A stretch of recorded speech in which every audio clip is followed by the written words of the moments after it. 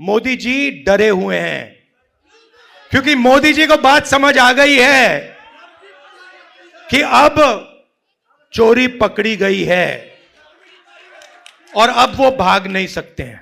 17 अगस्त को बिहार के सासाराम से शुरू हुई राहुल गांधी की वोट अधिकार यात्रा अब अपने अंतिम पड़ाव में है, जहां 2 दिनों बाद 30 अगस्त को यात्रा पर विराम लग जाएगा।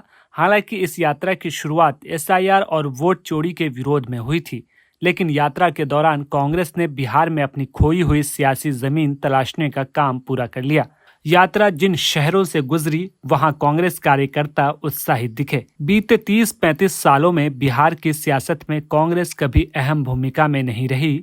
ज्यादातर कांग्रेस बिहार में आरजेडी की सहयोगी पार्टी के तौर पर सत्ता या विपक्ष में नजर आई।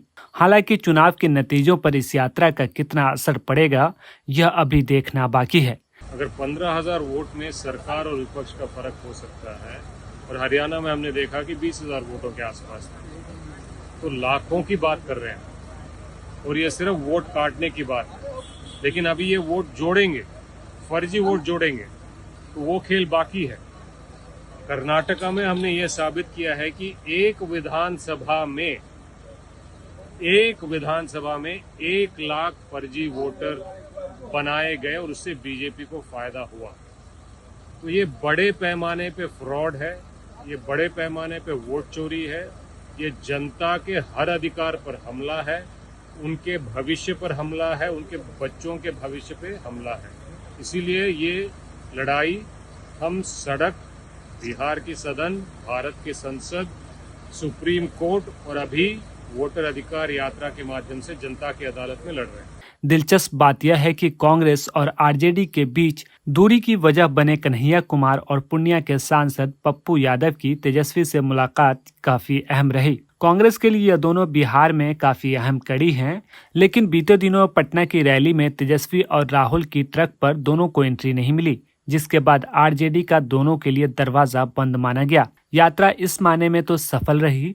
यात्रा के दौरान पूर्णिया में पप्पू यादव ने तेजस्वी की तारीफ में कसीदे गढ़े, तो मुजफ्फरपुर के जारंग में जनसभा के दौरान कन्हैया कुमार से तेजस्वी यादव ने मुस्कुराकर हाथ मिलाया। कांग्रेस की इस यात्रा में आरजेडी नेता तेजस्वी यादव साथ तो चले, लेकिन बिहार में इंडिया गठबंधन के नेतृत्व को लेकर उनके नाम की घोषणा नहीं की गई है। यात्रा में साथ चलने के बावजूद जब बिहार के सीएम फेस को लेकर राहुल गांधी से सवाल पूछा गया तो उन्होंने इसका गोलमोल जवाब देकर मामले को और पेचीदा बना दिया। तो बिहार को लेकर अभी तक आपकी पार्टी से साफ क्यों नहीं किया जा रहा कि तेजस्वी यादव सीएम बनेंगे बिहार में? बहुत बहुत अच्छे तरीके से एक पार्टनरशिप बनी है।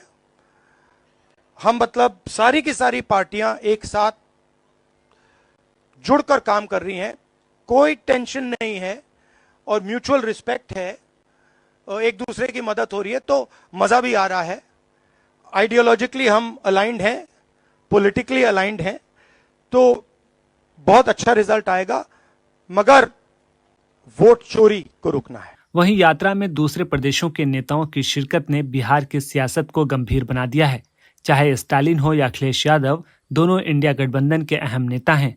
इन दोनों नेताओं का बिहार की सरजमीन पर आना आगामी विधानसभा चुनाव के मद्देनजर काफी अहम है। कहा जा रहा है कि बिहार में चुनाव नजदीक है। अक्टूबर और नवंबर के महीने में प्रदेश में चुनाव होगा।